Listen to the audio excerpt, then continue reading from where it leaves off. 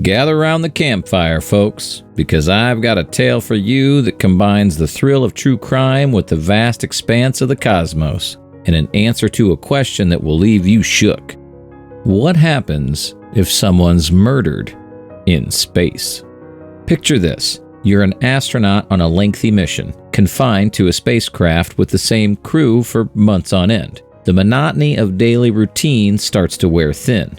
Tensions rise, and suddenly one of your crewmates snaps.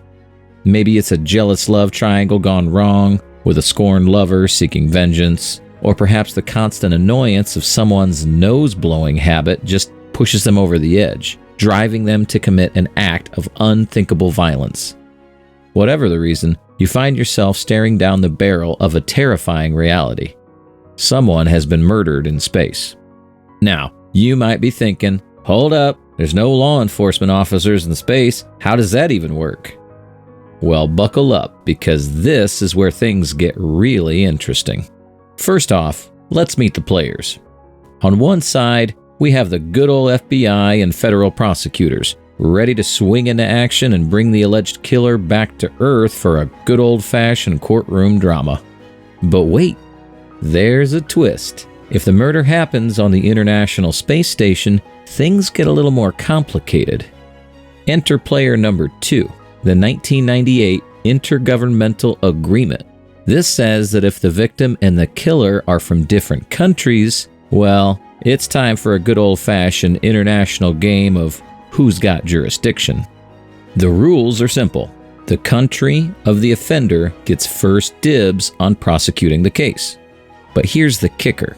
If the safety of the space station or other nationalities is at stake, it's time for some diplomatic negotiations to figure out who gets to play space cop. Imagine the leaders of nations huddled around a table, haggling over who gets to bring the cosmic criminal to justice. But what if the murder happens on a future space hotel, you ask? Well, that's where things really start to get interesting. Imagine a place where you've got 400 civilians living it up in zero gravity. And let's be real, where there are people, there's bound to be crime. Who gets to play judge, jury, and executioner in that situation? Is it the country where the hotel company is based, with its corporate headquarters and fancy lawyers? Or the nation where the components were manufactured, the nuts and bolts that make the hotel a reality? What about the country that rented the launch pad, the very place from which the hotel blasted off into the great beyond? It's a jurisdictional nightmare, my friends, with multiple nations vying for the right to prosecute the case, each with their own set of laws and legal systems. And just when you thought it couldn't get any more complicated, imagine this scenario. An astronaut, in a fit of rage, cuts another astronaut's tether during a spacewalk. The victim spins off into the vast expanse of space, destined to burn up in the Earth's atmosphere in a horrific, fiery demise. Now, here's the million-dollar question. Who has jurisdiction there when the crime happened outside of any nation's controlled object? Well, according to Henry R. Hertzfeld, director of the Space Policy Institute at George Washington University, it's not as simple as just saying, no nation, no crime. He says that even though you're technically outside of any nation's sovereignty, you're still a citizen of a country, and that country is responsible for your actions in space. It's like carrying a little piece of your homeland with you, no matter how far you venture into the cosmos. But here's the real kicker. Investigating a murder in space is going to be one heck of a challenge. We might need to add a whole new profession to the mix. Space cops. Imagine having to send investigators all the way up to the crime scene, draining resources that could be used for exploration and research. It's like a cosmic game of follow the evidence, but with a whole lot more zeros on the budget. And gathering that evidence?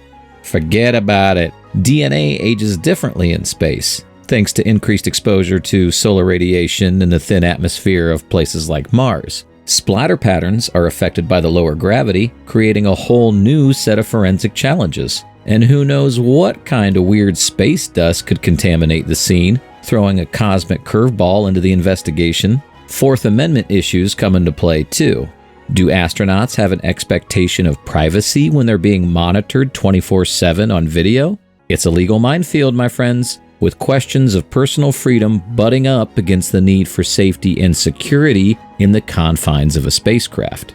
But Michelle Hanlon from the University of Mississippi School of Law is confident that wise judges and lawyers will figure it out. After all, the law has adapted to new technologies and circumstances before, and she believes it could do so again in the realm of space crime. Now, you might be thinking, wow, this is all super complicated and chaotic. And you'd be right. That's why Hanlon suggests that spacefaring nations should come together and work out a new international agreement on how to handle crimes in space. After all, we don't want a situation where every jurisdiction has its own set of rules and regulations, creating a cosmic legal labyrinth.